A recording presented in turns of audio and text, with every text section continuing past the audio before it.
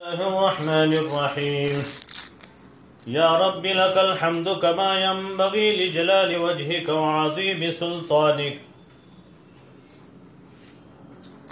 فلله الحمد رب السماوات ورب الأرض رب العالمين وله الكبرياء في السماوات والأرض وهو العزيز الحكيم اللهم لك الحمد كما أنت أهله وصل وسلم على سيدنا محمد كما أنت أهله وافعل بنا ما أنت أهله فإنك أهل التقوى وأهل المغفرة اللهم صل على سيدنا محمد كما تحب وترضى له اللهم صل على سيدنا محمد كما تحب وترضى له اللهم صل على سيدنا محمد كما تحب وترضى له اللهم صل على محمد عبدك ورسولك وصل على المؤمنين والمؤمنات والمسلمين والمسلمات اللهم صل على محمد عبدك ورسولك وصل على المؤمنين والمؤمنات والمسلمين والمسلمات گرامی قدر معزز و محترم سامعین کرام، السلام علیکم ورحمۃ اللہ وبرکاتہ۔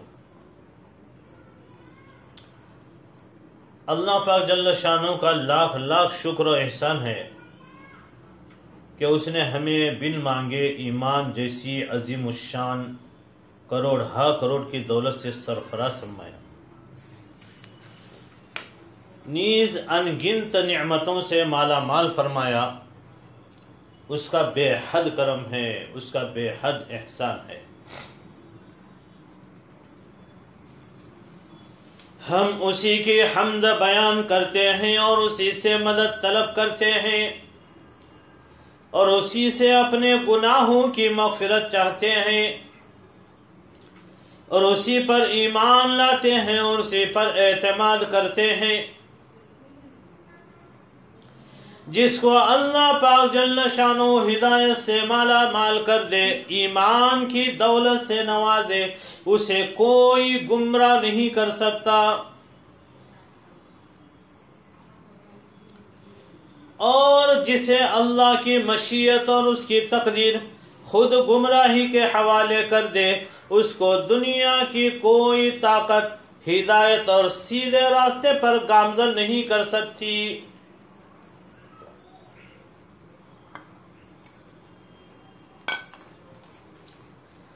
ہم گواہی دیتے ہیں اس بات پر کہ وہ خدا قدوس یکتا ہے، اس کا کوئی شریک نہیں، سہیم نہیں، ساتھی نہیں، ساجی نہیں، اس کا کوئی پارٹنر نہیں، اس کی مثال نہیں، اس کا مثل نہیں، لا مثل لہ ولا مثال لہ، اس کی ضد نہیں، اس کی ند نہیں، لم یلد ولم یولد ولم یکن لہ کفوا احد، نہ اس سے کوئی پیدا ہوا اور نہ وہ کسی سے پیدا ہوا اور نہ اس کے برابر کا کوئی ہے۔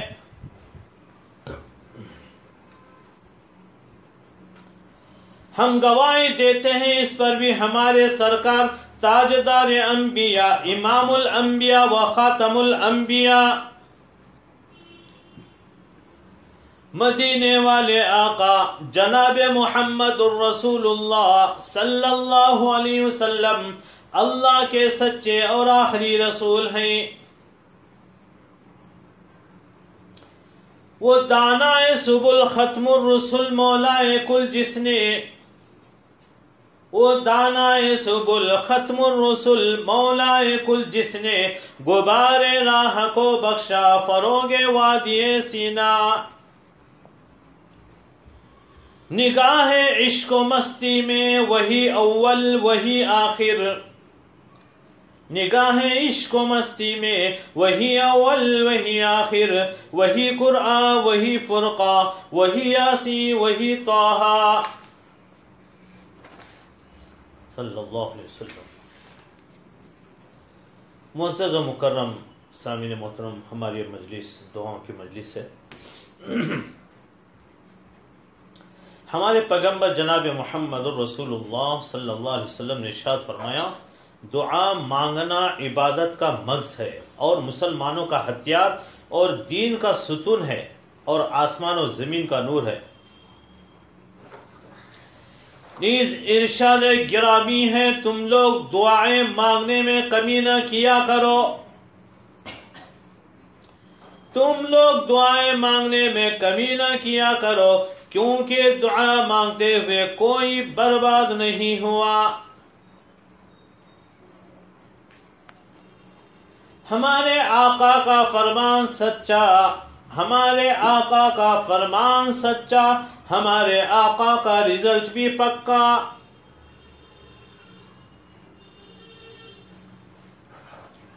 دعا مانگنا نبیوں اور ولیوں کا طریقہ ہے۔ خوبصورت زندگی کا راز یہ ہے کہ دعا لی جائے، دعا دی جائے، دعا مانگی جائے۔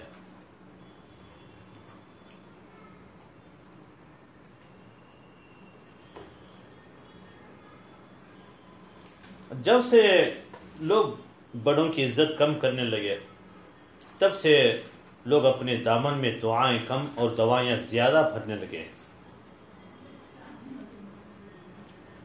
دور بیٹھے کوئی مجھے دعا دیتا ہے، دور بیٹھے کوئی مجھے دعا دیتا ہے، ڈوبتا ہوں سمندر مجھے اچھال دیتا ہے۔ دعائیں پڑھنا الگ ہے، دعائیں مانگنا الگ ہے۔ دعائیں تو مانگنے سے قبول ہوا کرتی، جیسے دعائیں کروانا الگ ہے، دعائیں لینا الگ ہے۔ ہم دعاؤں کے ذریعے قسمت کے فیصلے کرا سکتے ہیں، اپنی قسمت کو چمکا سکتے ہیں۔ چنانچہ حدیث پاک میں ارشاد گرامی ہے، دعا تقدیر کو بدل کے رکھ دیتی ہے۔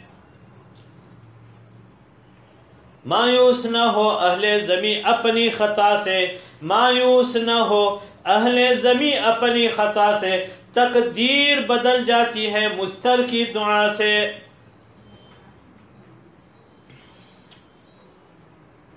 ٹوٹے رشتے وہ جوڑ دیتا ہے، ٹوٹے رشتے وہ جوڑ دیتا ہے، بات رب پہ جو چھوڑ دیتا ہے۔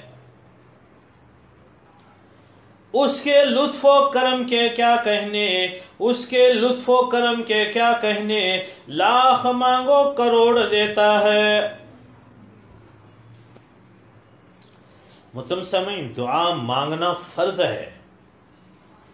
چنانچہ قرآن کریم میں پارہ نمبر 24 آیت نمبر 60 سورہ مؤمن میں ارشاد خدا بندی ہے، ادعونی استجب لکم ان الذین یستکبرون عن عبادتی سیدخلون جہنم داخرین۔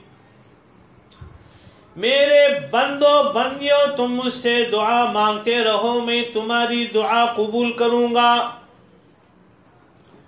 جو لوگ میری عبادت سے تکبر کرتے ہیں، عن قریب وہ جہنم میں ذلیل ہو کر داخل ہوں گے۔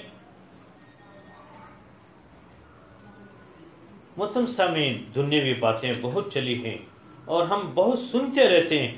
آج ہمیں اور امت کو باتیں بتلانے کی ضرورت ہے جس کی انہیں اشد ضرورت ہے۔ یا جس ان دنیاوی باتوں کو بتانے کے لیے آپ کو جمع نہیں کیا، کیونکہ ہر چینل، ہر ورق، ہر اخبار اس پر بات کر رہا ہے۔ لوگوں کو آج اطلاع دینے کی ضرورت نہیں بلکہ حل چاہیے۔ مسائل و مشکلات، فقر و فاقہ، تنگ دستی، غربت، مہنگائی، پریشانیاں، بیماریاں، جادو ہے، جنات ہے، اثرات ہیں، بندشیں، رکاوٹیں، نظر بد، سفلی عمل، کالا جادو، جھگڑوں کا حل، بے برکتی کا حل ہے، عبادتوں میں دل نہ لگنے کا علاج، تجارت میں گھاٹا، کاروبار میں بے برکتی وغیرہ وغیرہ۔ تو لوگوں کو ان چیزوں کا حل چاہیے۔ یقین جانیے اس کا حل ہے اور یقینی حل ہے، یقینی حل، اس میں کچھ بھی شبہ نہیں۔ وہ صرف دیار مصطفیٰ، دربار مصطفیٰ، در مصطفیٰ و چوکھٹ مصطفیٰ سے ملے گا۔ وہ صرف دیار مصطفیٰ، دربار مصطفیٰ، در مصطفیٰ و چوکھٹ مصطفیٰ سے ملے گا۔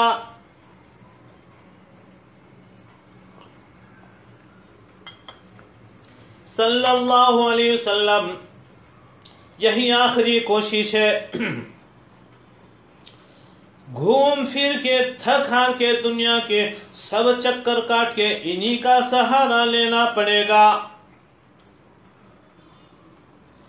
اور آپ صلی اللہ علیہ وسلم کی شفائیں، آپ صلی اللہ علیہ وسلم کی دوائیں، آپ صلی اللہ علیہ وسلم کی وفائیں، آپ صلی اللہ علیہ وسلم کی عطائیں، اور آپ صلی اللہ علیہ وسلم کے فرامین و ارشادات کو اختیار کرنا پڑے گا۔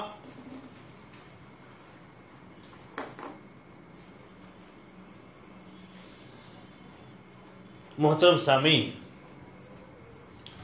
ہمارے نبیوں کے نبی، آخری نبی جناب محمد الرسول اللہ صلی اللہ علیہ وسلم کا فرمان عالی ہے،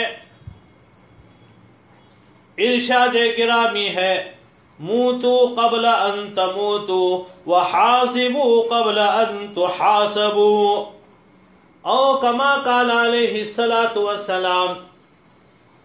ایک حدیث ہے جس کا لفظی ترجمہ یہ ہے، دھیان سے سنیے محترم سامعین،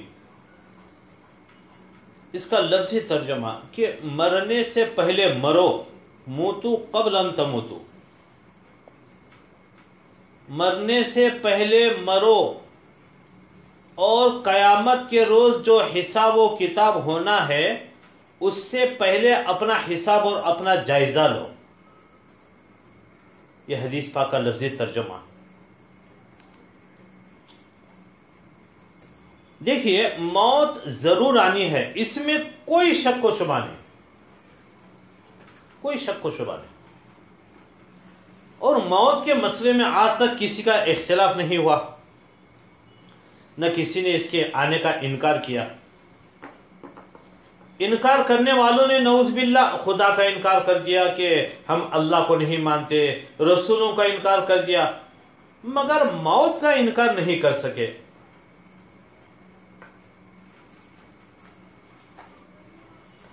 ہر شخص یہ بات مانتا ہے کہ جو شخص اس دنیا میں آیا ہے وہ ایک نہ ایک دن ضرور موت کے منہ میں جائے گا۔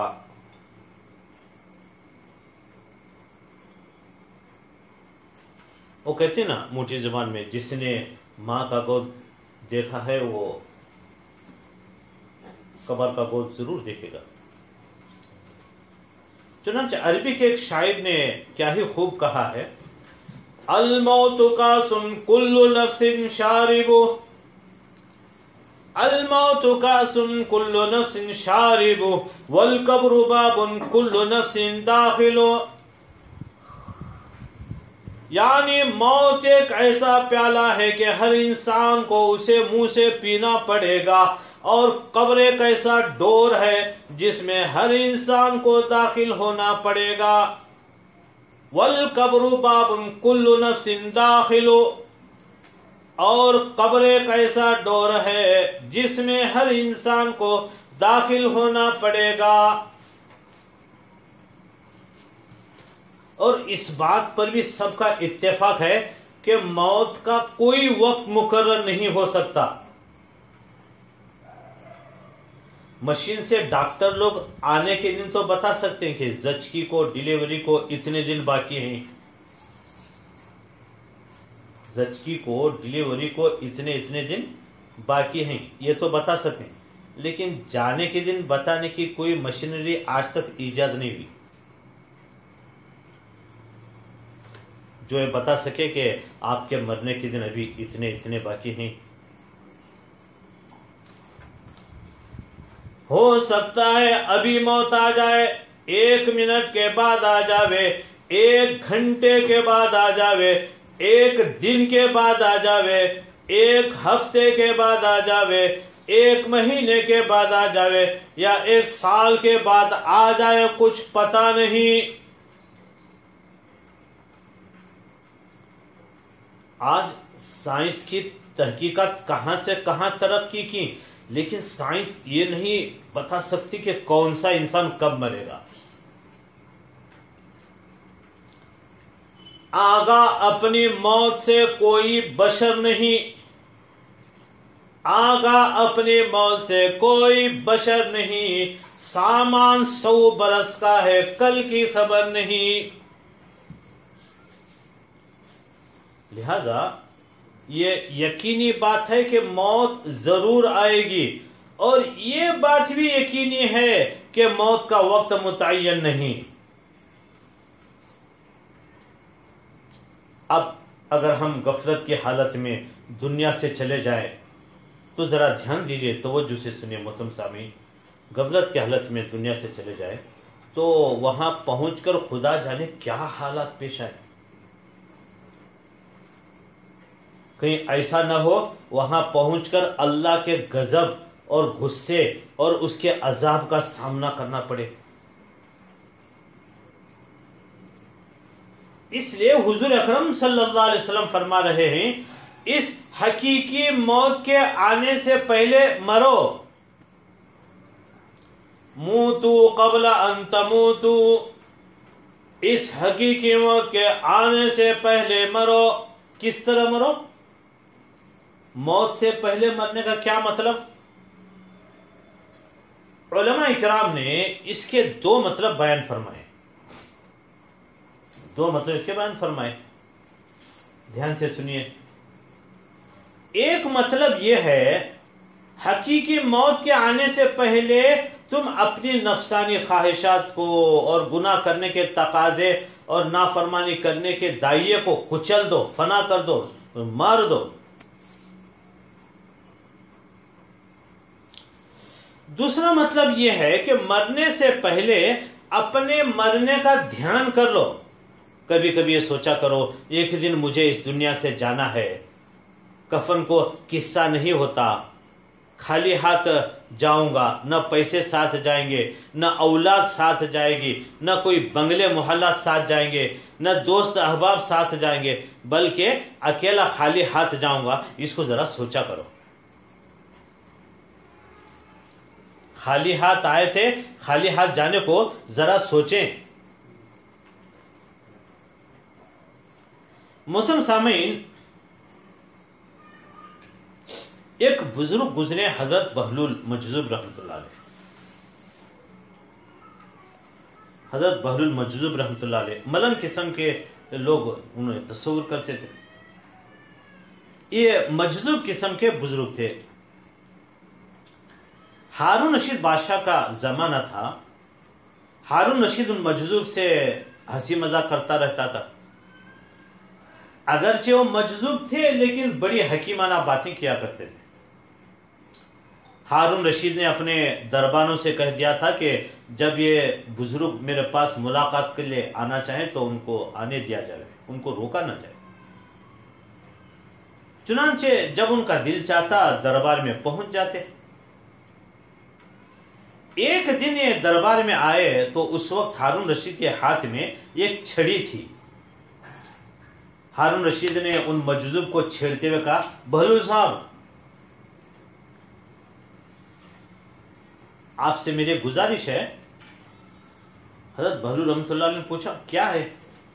ہارون رشید نے کہا کہ میں آپ کو ایک چھڑی امانت کے طور پہ دینا چاہتا ہوں، اور دنیا کے اندر آپ کو اپنے سے زیادہ کوئی بیوقوف آدمی ملے اس کو ایک چھڑی میری طرف سے ہدیے میں دے دینا۔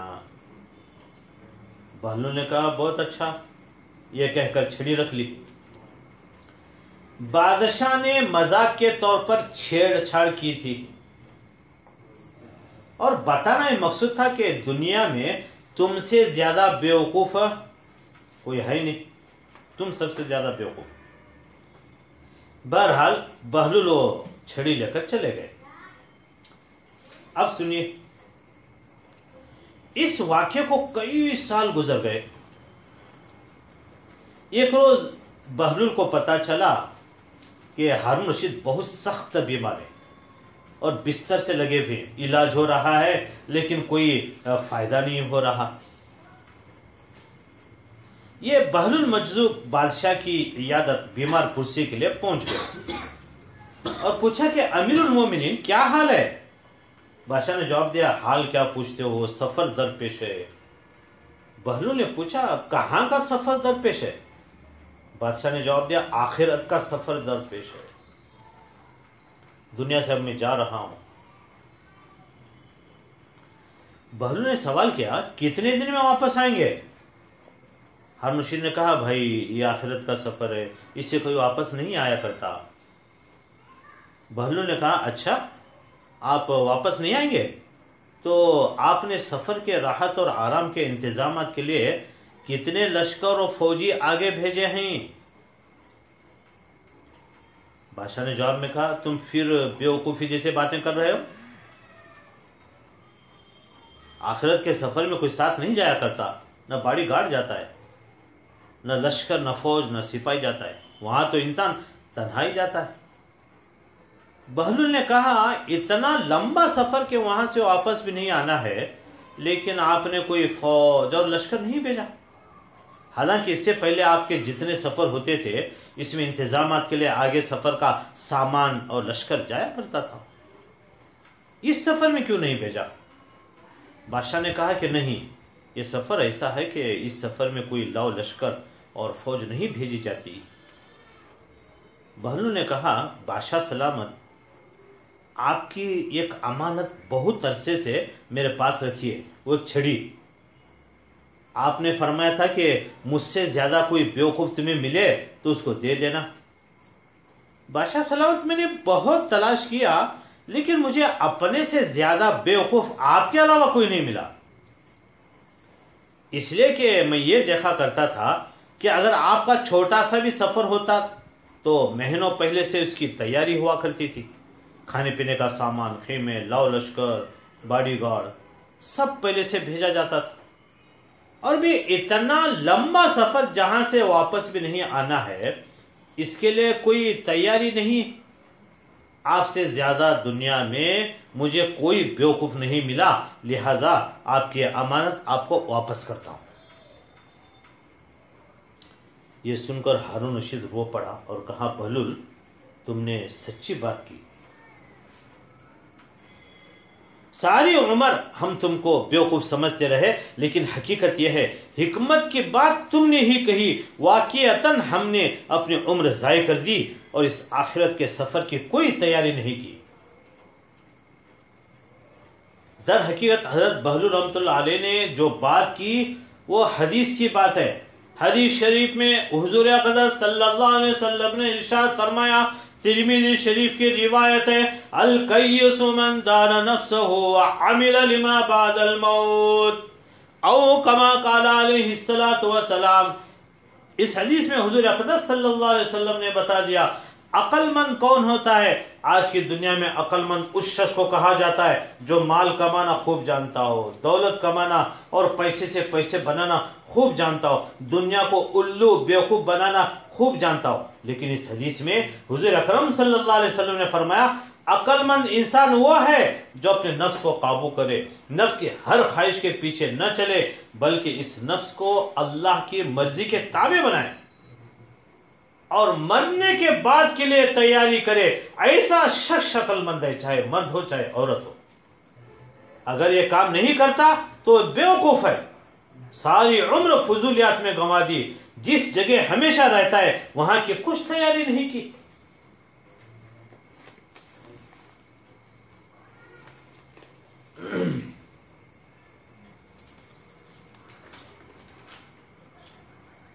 تو یاد رکھیے دنیا کی زندگی بہت جلد ختم ہو جائے گی۔ اگر اللہ رسول کی تابعداری کرو گے تو مرنے کے بعد ایسا آرام دیکھو گے کہ دنیا کی سب تکلیفیں بھول جاؤ گے، سب تکلیفیں بھول جاؤ گے۔ اگر دنیا کے آرام اور لالچ میں آ کر مزے اڑاتے اور اللہ رسول کی نافرمانی کی تو مرتے ہی مصیبت اور عذاب دیکھو گے، دنیا کے سب آرام اور مزے کڑوے ہو جائیں گے۔ عمریں ایک دن گزرنی ہے ضرور، عمریں ایک دن گزرنی ہے ضرور، قبر میں میت اترنی ہے ضرور۔ عمریں ایک دن گزرنی ہے ضرور، قبر میں میت اترنی ہے ضرور، آخرت کی فکر کرنی ہے ضرور، جیسی کرنی ویسی بھرنی ہے ضرور۔ آنے والی کس سے ٹالی جائے گی، جان تیری جانے والی جائے گی۔ آنے والی کس سے ٹالی جائے گی، جان تیری جانے والی جائے گی، روح رگ رگ سے نکالی جائے گی، روح رگ رگ سے نکالی جائے گی، تجھ پہ ایک دن خاک ڈالی جائے گی۔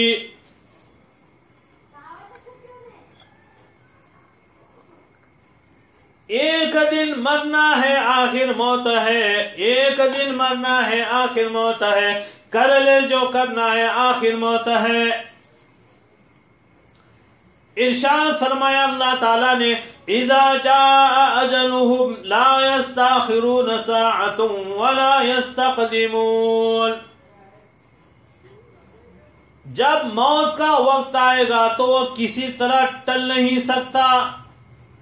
دوسری جگہ ارشاد ہے، کل نفس ذائقۃ الموت، ہر جاندار کو موت کا مزہ چکھنا پڑے گا۔ اسی طرح حضرت نبی کریم صلی اللہ علیہ وسلم نے ارشاد فرمایا، اکثروا ذکر ہاضم لذات الموت، تم موت کو بہت یاد کیا کرو، وہ دنیا کے مزوں کو مٹا دینے والی ہے۔ اکثروا ذکر ہاضم لذات الموت، تم موت کو بہت یاد کیا کرو، وہ دنیا کے مزوں کو مٹا دینے والی ہے۔ اللہ اور رسول کے حکم کے موافق موت کا آنا ایسا سچا ہے، اس کا انکار کوئی نہیں کر سکتا۔ محترم سامعین، اللہ تعالیٰ کی قدرت کا ایک ایسا عجیب نقشہ ہے کہ دلوں کو ہلا ڈالتا ہے۔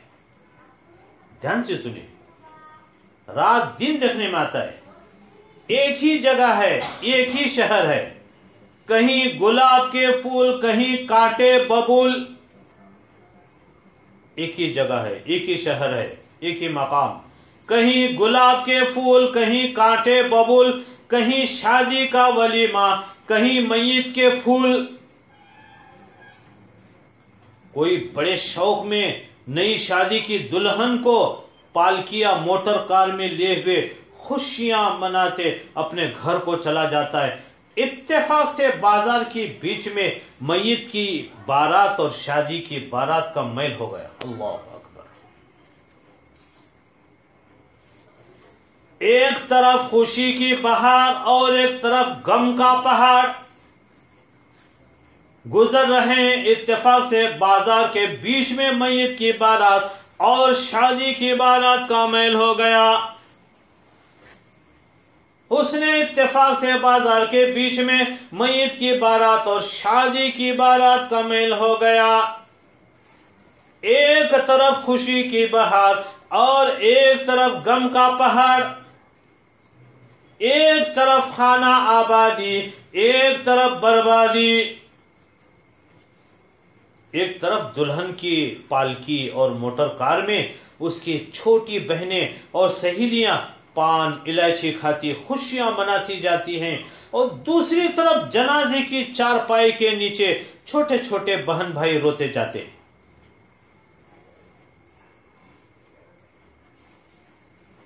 کوئی اپنے بیٹے کی خوشی میں عقیقے کے بکرے لیے چلا آتا ہے، کوئی اپنے خوبصورت چاند سے بیٹے کا جنازہ لے جاتا ہے، عقیقے والا بکریوں کا گوشت رشتہ داروں اور یار دوستوں کو کھلائے گا، اور دوسرا اپنے کلیجے کے ٹکڑے کو قبر کی جانب خاک پر لٹا کر اس کے چاند سے بدن کے گوشت کو قبر کے کیڑوں کو کھلائے گا۔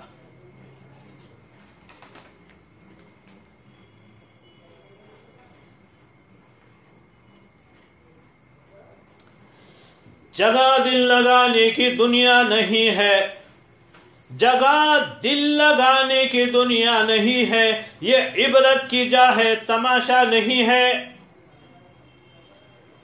خوشی کی جگہ ہے، دنیا نہیں ہے، کسی کو سدا اس میں رہنا نہیں ہے۔ گزارا جو 2 دن کا کرنا ہے کر لو، گزارا جو 2 دن کا کرنا ہے کر لو، قیام اس میں ہرگز کسی کا نہیں ہے۔ ہزاروں حسین اور نزاکت کے پتلے کہاں ہی پتہ ان کا ملتا نہیں ہے۔ وہ سب مٹ گئے، ہم بھی یوں ہی مٹیں گے، وہ سب مٹ گئے، ہم بھی یوں ہی مٹیں گے، یقین میرے کہنے کا ہے یا نہیں ہے۔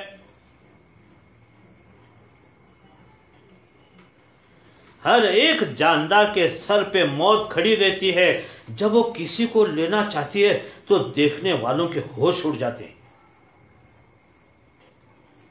جب دیکھتے ہیں کہ ایک پیارا لیٹا ہوا ہے جس کے چاہنے والے چاروں طرف کھڑے ہیں، کوئی دوا پلاتا ہے، کوئی شہد چٹاتا ہے، دوا اور شہد ادھر ادھر ہو کر بہہ جاتا ہے، چہرہ مرجھا گیا، زردی آ گئی، ماتھے پہ پسینہ آ رہا ہے، سینے میں ایک پیس ڈالنے والی چکی چل رہی ہے، ٹھنڈے اور لمبے لمبے سانس لے رہا ہے، آنکھیں اوپر کو چڑھی جا رہی ہیں اور ان سے پانی بہہ رہا ہے، ہچکیاں آ رہے ہیں، چاروں طرف سے کلمہ شریف لا الہ الا اللہ محمد رسول اللہ صلی اللہ علیہ وسلم، اللہ کے سوا کوئی عبادت کے لائق نہیں، حضرت محمد صلی اللہ علیہ وسلم اللہ کے رسول ہیں، لا الہ الا اللہ محمد رسول اللہ صلی اللہ علیہ وسلم پڑھنے کی آواز آنے لگی، چاروں طرف سے کلمہ شریف پڑھنے کی آواز آنے لگی، اور ایک جدا ہونے والے پیارے کو کلمہ یاد دلا رہے ہیں۔ کوئی سرانے بیٹھا ہوا سورہ یاسین شریف سنا رہا ہے کہ اتنے میں 2-3 ہچکیاں لے کر اور سب کو روتا چھوڑ کر ہمیشہ کے لیے دنیا سے وہ چل دیتا ہے۔ پھر ہاتھ پاؤں سیدھے کر کے منہ کو باندھ دیا جاتا ہے کہ منہ نہ کھل جاوے، اور ایک چادر اڑا کر روتے ہوئے الگ ہو جاتے ہیں، اور اب اپنے پیارے کو پوشاک پہنانے کی اور خاک میں ملانے کی تیاری کرتے ہیں۔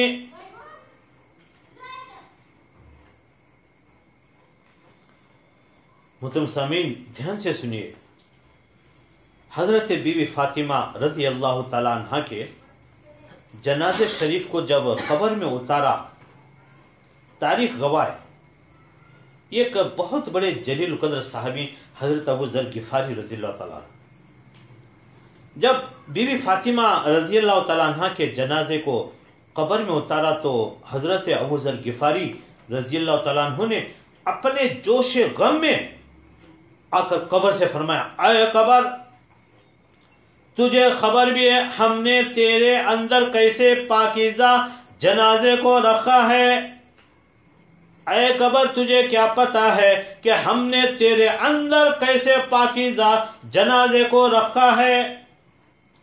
یہ رسول خدا امام الانبیاء حضرت محمد مصطفیٰ صلی اللہ علیہ وسلم کی صاحبزادی ہیں، اور شیر خدا حضرت علی مرتضی رضی اللہ تعالیٰ عنہ کی بیگم ہیں، اور شہزادہ کونین حسن حسین رضی اللہ عنہما کی والدہ جنتی خواتین کی سیدہ حضرت بی بی فاطمہ الزہرا رضی اللہ تعالی عنہا ہیں۔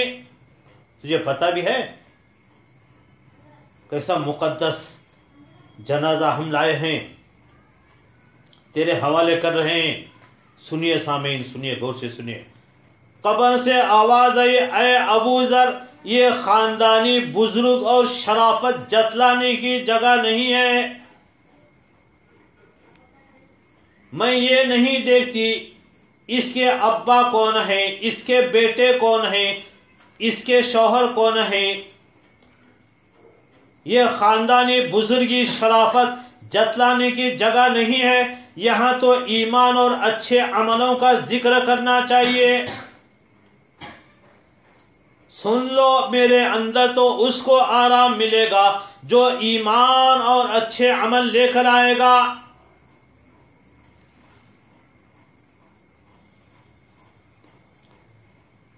حضرت نبی کریم صلی اللہ علیہ وسلم نے ارشاد فرمایا موت کا ایک دم آنا افسوس کے لائق ہے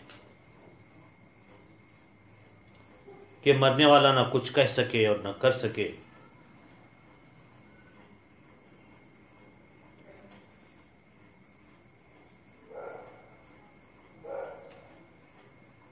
حضرت نبی کریم صلی اللہ علیہ وسلم نے ارشاد فرمایا موت کا ایک دم آنا افسوس کے لائق ہے. اللہ تعالیٰ سے دعا کرتے رہے اے اللہ اچانک کی موت سے ہماری حفاظت فرما. نبی علیہ الصلوۃ والسلام یہ دعا مانگا کرتے تھے امت کو تعلیم دینے کے لیے.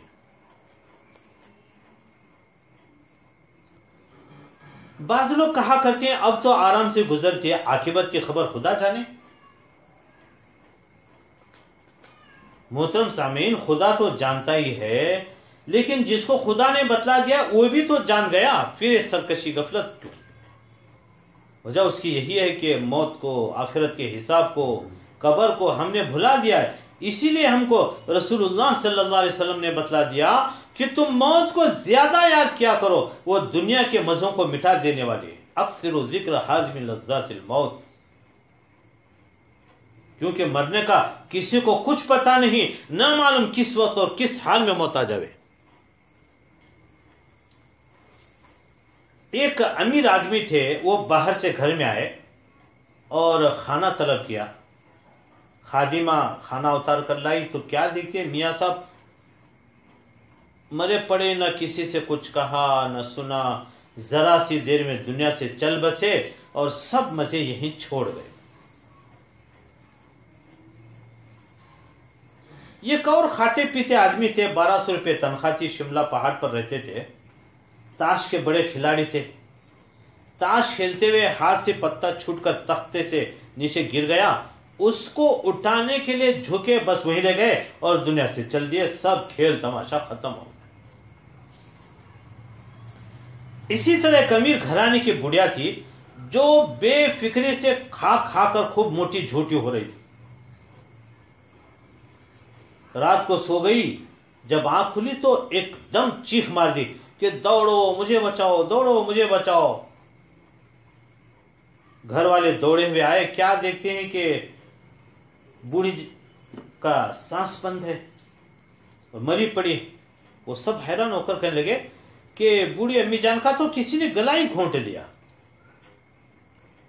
یہ ایک اور آدمی تھے ریل میں چڑھنے لگے اسی وقت پاؤں پھسلا نیچے گر گئے اور جان نکل گئی. اسی طرح ایک وکیل صاحب تھے کار میں سے اترے چکر کھا کر زمین پر گر پڑے ایک دم جان ختم ہو گئی. غرض کے محترم سامعین ایسے حالات ہم روز دیکھتے ہیں سنتے ہیں لیکن پرابلم یہ ہے کہ اپنا مرنا یاد نہیں آتا. موت کو دور سمجھنا بڑی غلطی ہے. موت کو یاد رکھنا بہت ضروری ہے.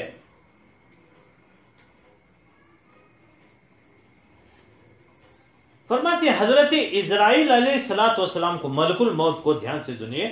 جب اللہ پاک نے حکم دیا کہ موت کو پکڑو اور اس کو اپنے قبضے میں کرو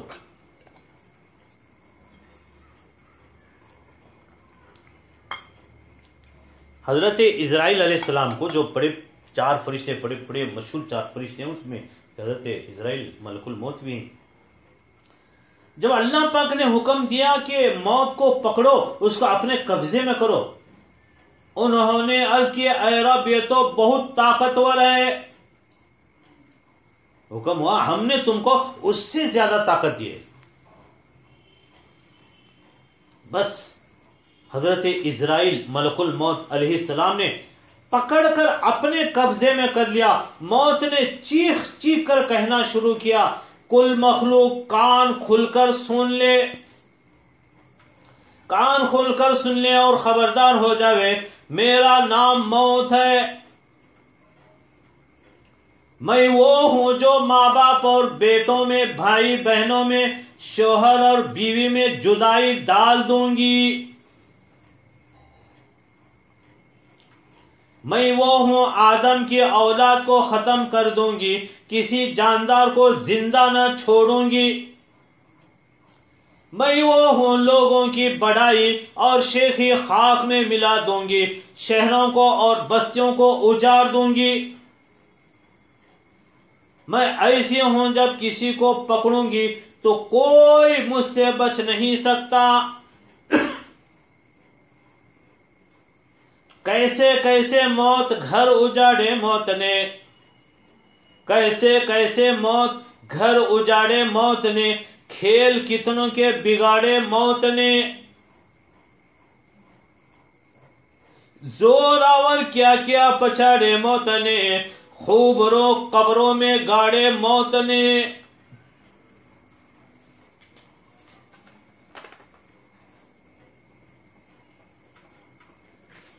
محترم سامعین،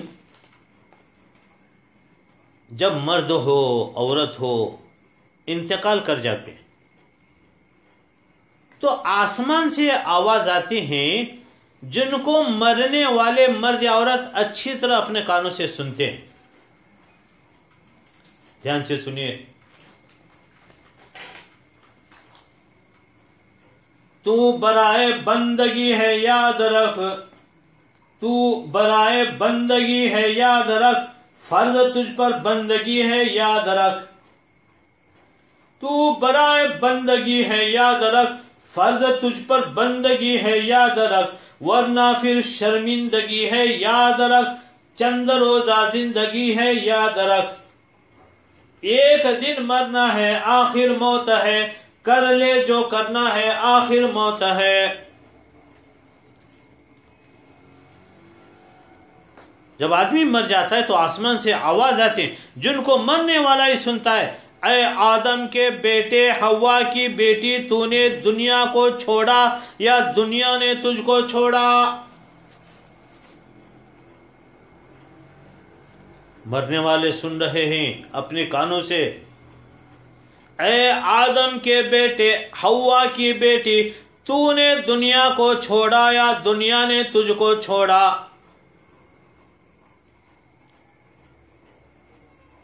اے آدم کے بیٹے بیٹیوں، تو نے دنیا کو خوش رکھا یا تم نے دنیا کو خوش رکھا یا دنیا نے تجھ کو خوش رکھا؟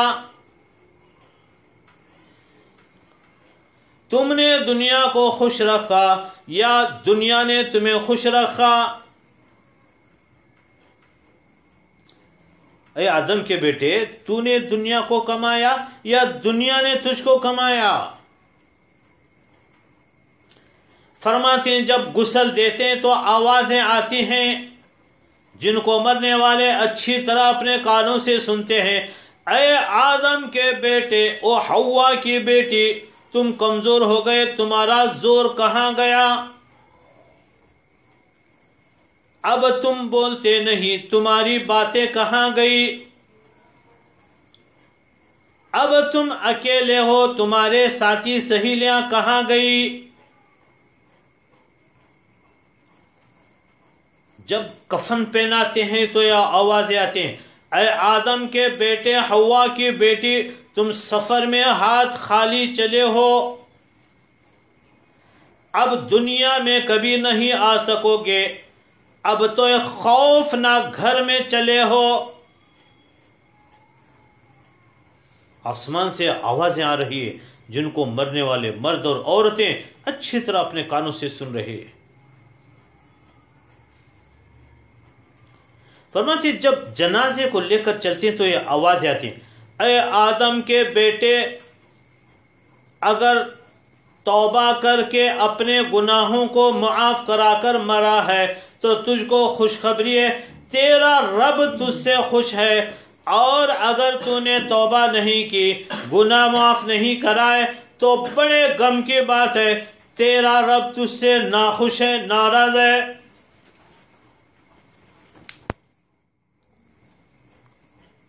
جب نماز پڑھنے کے لیے جنازے کو آگے رکھتے ہیں تو یہ آوازیں آتی ہیں، اے آدم کے بیٹے، حوا کی بیٹی، جو کچھ تم نے اچھا یا برا کیا ہے وہ تمہارے لیے ہے، اگر تم نے اچھے کام کیے ہیں تو خوشی دیکھو گے، برے کام کیے ہیں تو دکھ پاؤ گے.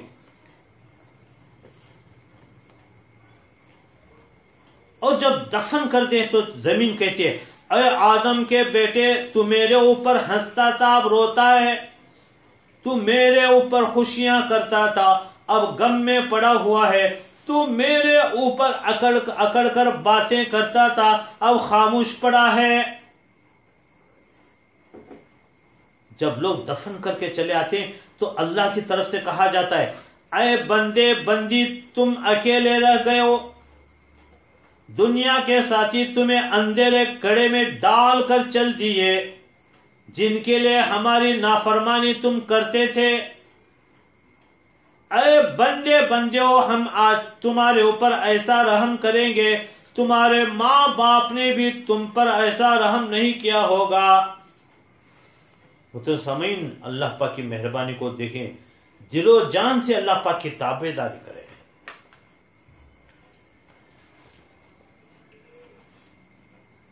روایتوں میں ہے قبر کا اعلان منقول ہے، ہر روز 3 دفعہ قبر اعلان کرتی ہے، ہر روز اعلان کرتی ہے. اے آدم کے بیٹوں اور بیٹیوں میں خوفناک گھر ہوں.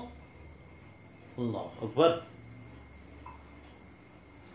ہر شخص کی قبر روزانہ 3 مرتبہ اعلان کرتی ہے اے آدم کے بیٹوں اور بیٹیوں میں خوفناک گھر ہوں، میرے اندر اندھیرا ہے، سانپ اور بچھو ہیں بالکل اکیلی جگہ، تم اچھے عمل کر کے میرے اندر آؤ. قرآن شریف بہت پڑھا کرو، 5 وقت کی نماز ہمیشہ وقت پر پڑھتے رہو، تہجد کی نماز بھی پڑھا کرو. ان اچھے عملوں کی برکت سے میرے اندر نور کی روشنی دیکھو گے. میرے اندر نیچے اوپر ہر طرف مٹی ہی مٹی ہے، تم اچھے کاموں کا بسترے اور بچھونے اپنے ساتھ لاؤ. میرے پاس بستر نہیں ہے، بچھونے نہیں ہے، میرے پاس مٹی مٹی ہے، اوپر نیچے دائیں بائیں ہر طرف مٹی ہی مٹی ہے، تم اچھے کاموں کے بسترے اور بچھونے اپنے ساتھ لے آؤ.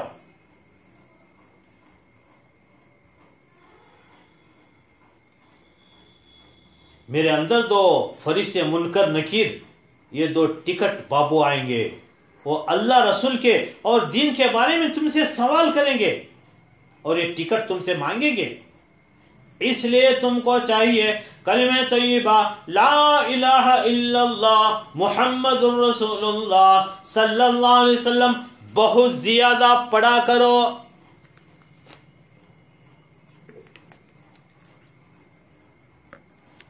میرے اندر 2 فرشتے منکر نکیر، یہ 2 ٹکٹ بابو آئیں گے، اللہ رسول کے اور دین کے بارے میں تم سے سوال کریں گے اور یہ ٹکٹ تم سے مانگیں گے. اس لیے تمہیں چاہیے کلمہ طیبہ لا الہ الا اللہ محمد رسول اللہ صلی اللہ علیہ وسلم بہت زیادہ پڑھا کرو. اس لیے کہ فرشتوں کے سوالوں کا یہی جواب ہے اور یہی ٹکٹ ہے. عزیز و عالم فانی سے جب اپنا سفر ہوگا،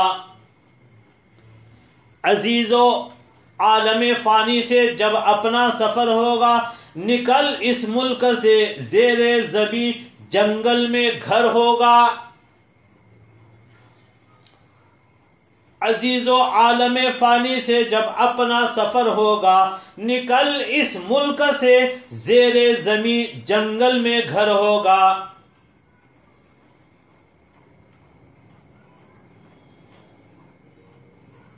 اندھیرا تنگ وہ گھر ہے، نہ تکیہ ہے نہ بستر ہے. اندھیرا تنگ وہ گھر ہے، نہ تکیہ ہے نہ بستر ہے. مکان پر خطر ہے، نہ آنگن اور نہ در ہوگا.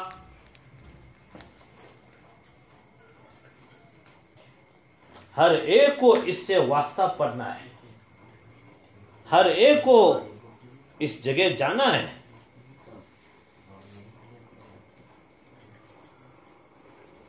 ہمیں چاہیے اچھی طرح مرنے سے پہلے مرنے کی بات کی تیاریاں کریں.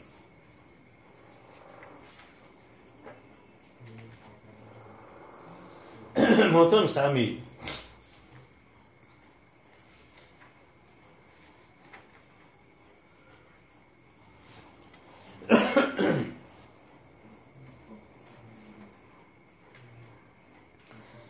حضور اکرم صلی اللہ علیہ وسلم کا ارشاد ہے کہ میں نے اپنی امی جان کی قبر کی زیارت کرنے کی اجازت مانگی تھی، مجھے اس کی زیارت کی اجازت مل گئی.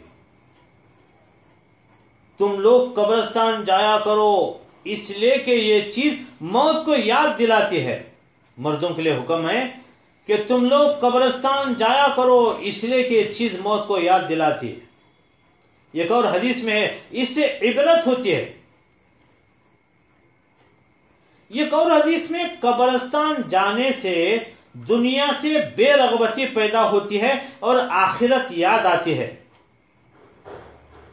حضرت ابو ذر رضی اللہ عنہ فرماتے ہیں حضور اکرم صلی اللہ علیہ وسلم نے مجھ سے ارشاد فرمایا قبرستان جایا کرو اس سے تم کو آخرت یاد آئے گی. قبرستان جایا کرو اس سے تم کو آخرت یاد آئے گی اور مردوں کو غسل دیا کرو کہ یہ نیکیوں سے خالی بدن کا علاج ہے اور اس سے بہت بڑی نصیحت حاصل ہوتی ہے. اور جنازے کی نماز میں شرکت کیا کرو، جنازے کی نماز میں شرکت کیا کرو، شاید اس سے کچھ رنج و غم تم میں پیدا ہو جاوے کہ غمگین آدمی جس کو آخرت کا غم ہو اللہ تعالیٰ کے سائے میں رہتا ہے اور ہر خیر کا طالب رہتا ہے. ایک حدیث میں حضور اکرم صلی اللہ علیہ وسلم کا ارشاد گرامی کہ بیماروں کی عیادت کیا کرو اور جنازوں کے ساتھ جایا کرو. حضرت عائشہ صدیقہ رضی اللہ عنہ فرماتی ہیں ایک یہودی عورت ان کے پاس آئی اور کسی احسان کے بدلے میں وہ کہنے لگی کہ اللہ تعالی شانو تمہیں قبر کے عذاب سے بچائے. حضرت عائشہ صدیقہ رضی اللہ تعالیٰ عنہ نے حضور اکرم صلی اللہ علیہ وسلم سے پوچھا کیا قبروں میں بھی عذاب ہوتا ہے؟ حضور اکرم صلی اللہ علیہ وسلم نے فرمایا بے شک قبروں میں بھی عذاب ہوتا ہے. اور اس کے بعد سے لوگوں کی تعلیم کے لیے ہمیشہ حضور اکرم صلی اللہ علیہ وسلم ہر نماز کے بعد قبر کے عذاب سے پناہ مانگا کرتے تھے.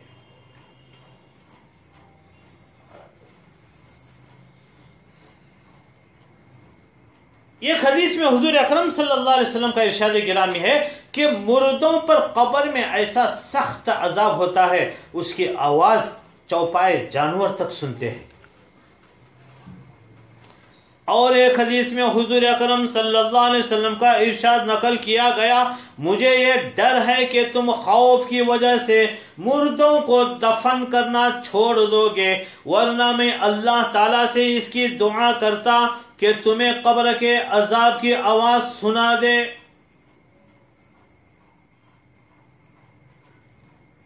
حضرت عثمان غنی رضی اللہ تعالیٰ عنہ جب کسی قبر پر کھڑے ہوتے اتنا روتے داڑھی مبارک تر ہو جاتی اور بھیگ جاتی. کسی نے پوچھا آپ اتنا زیادہ جنت اور جہنم کے ذکر سے بھی نہیں روتے جتنا قبر کے تذکرے سے روتے ہیں؟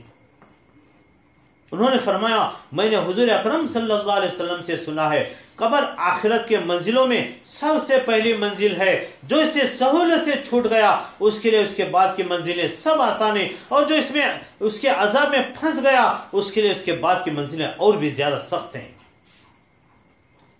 اور میں نے حضور اکرم صلی اللہ علیہ وسلم سے یہ بھی سنا ہے میں نے کوئی منظر ایسا نہیں دیکھا کہ قبر کا منظر اس سے زیادہ سخت نہ ہو. ایک اور حدیث میں حضور اکرم صلی اللہ علیہ وسلم کا ارشاد نقل کیا گیا قبر میں روزانہ صبح شام 2 وقت میت کو اس کا وہ گھر دکھایا جاتا ہے جس میں وہ قیامت کے بعد جائے گا. اگر وہ جنت والوں میں ہے تو جنت کا مکان دکھایا جاتا ہے جس سے اس کو قبر ہی میں فرحت اور سرور حاصل ہوتا رہتا ہے. اور اگر وہ جہنم والوں میں ہوتا ہے تو جہنم کا مکان دکھایا جاتا ہے، جس سے اس کے رنج و غم، فکر و خوف میں اور بڑھوتری ہوتی رہتی ہے۔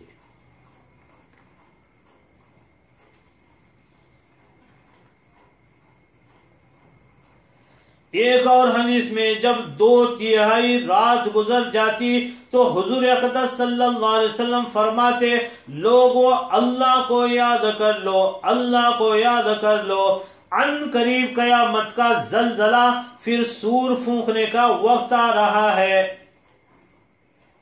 لوگوں اللہ کو یاد کر لو، اللہ کو یاد کر لو، عن قریب قیامت کا زلزلہ، پھر سور پھونکنے کا وقت آ رہا ہے، اور ہر شخص کی موت اپنی ساری سختیوں سمیت آ رہی ہے۔ اللہ اکبر۔ حضرت عمر ابن عبدالعزیز رحمۃ اللہ علیہ کا معمول تھا کہ روزانہ رات کو علماء کے مجمع کو بلاتے۔ ان کا کام کیا تھا؟ جو موت کا اور قیامت کا اور آخرت کا ذکر کرتے، اب وہ ایسا روتے جیسا کہ جنازہ سامنے رکھا ہو۔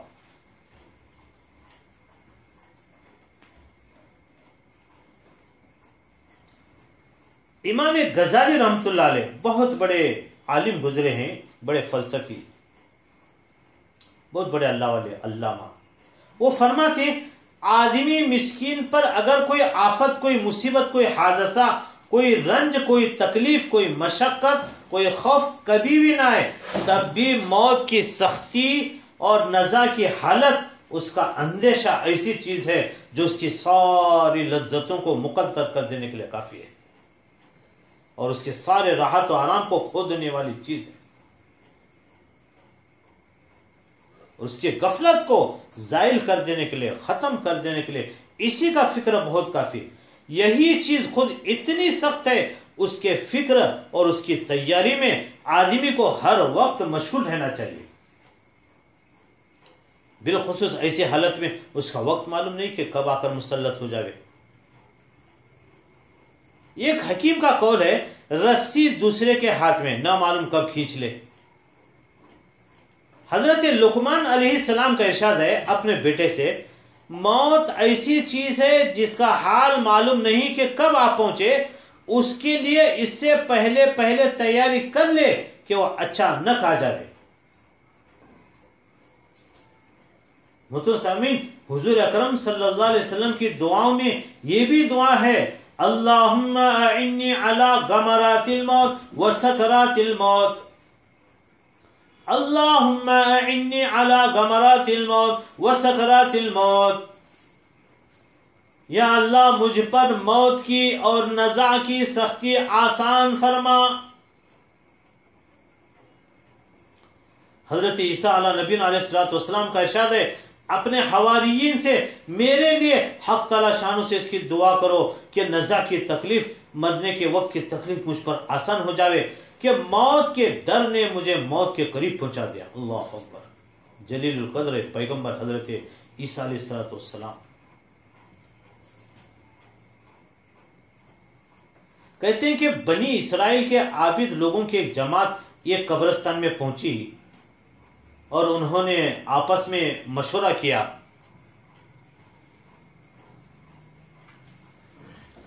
کہ حق تعالی شانوں سے اس کی دعا کی جاوے کہ ان میں سے کوئی مردہ ظاہر ہو جس سے ہم پوچھیں کہ کیا گزری۔ سنیے سامعین، دھیان سے سنیے۔ ان لوگوں نے دعا کی، اللہ نے ان کی دعا کو قبول فرمائے۔ ایک مردہ ان پر ظاہر ہوا جس کی پیشانی پر کثرت سے سجدہ کرنے کا نشان بھی پڑا ہوا تھا۔ وہ کہنے لگا، تم مجھ سے کیا پوچھنا چاہتے ہو؟ مجھے مرے ہوئے 50 سال ہو گئے۔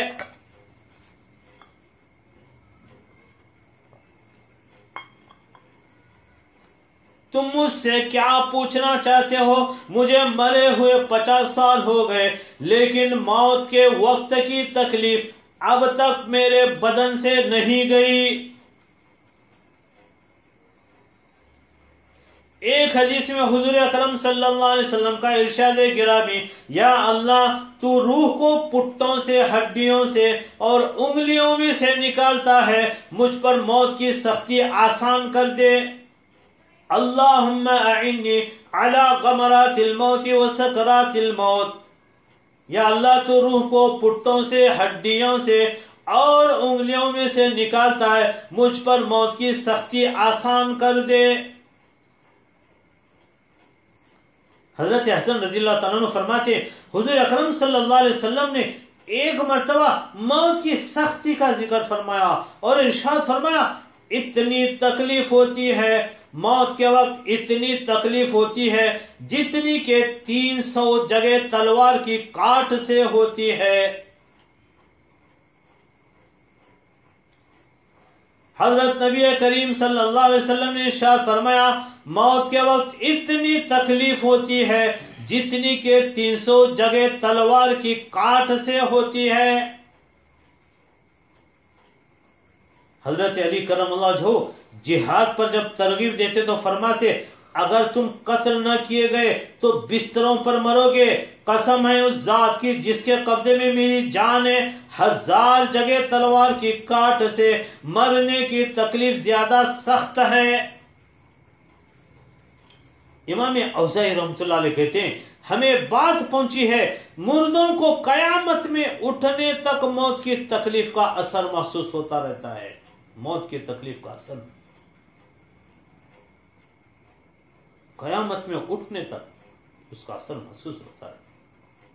حضرت شداد ابن اوس رحمۃ اللہ علیہ کہتے ہیں، موت دنیا اور آخرت کی سب تکلیفوں سے زیادہ سخت ہے، وہ آرا چلا دینے سے زیادہ سخت ہے، وہ قینچیوں سے قطر دینے سے زیادہ سخت ہے، وہ دیگ میں پکا دینے سے زیادہ سخت ہے۔ اگر مردے قبر سے اٹھ کر مرنے کی تکلیف بتائیں تو کوئی شخص بھی دنیا میں لذت سے وقت نہیں گزار سکتا، میٹھی نیند اس کو نہیں آ سکتی۔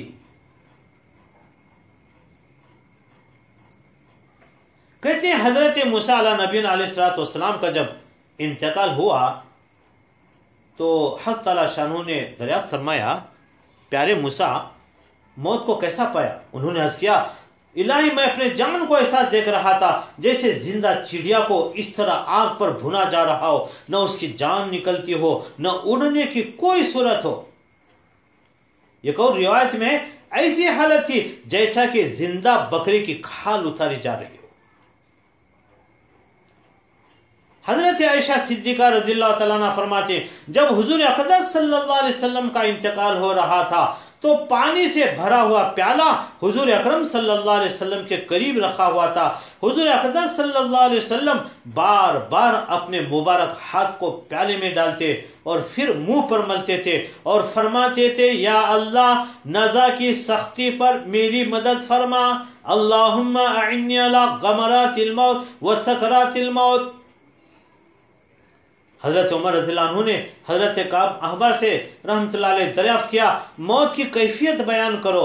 انہوں نے عرض کیا، امیر المؤمنین، جس طرح ایک کانٹے دار ٹہنی کو آدمی کے اندر داخل کر دیا جائے جس کے ساتھ بدن کا ہر جزء لپٹ جائے پھر ایک دم اس کو کھینچ لیا جائے، اسی طرح جان کھینچی جاتی ہے۔ اللہ تعالیٰ سے دعا ہے اللہ ہم سب کو مرنے سے پہلے مرنے کے بعد کی تیاریاں کرنے کی توفیق نصیب فرمائے۔ آخرت کو سامنے رکھ کر اللہ پاک ہمیں دنیاوی زندگی گزارنے کے فیصلے فرمائے۔ محترم سامعین، احتیاطی تدابیر کے اندر دھیان سے سنیے۔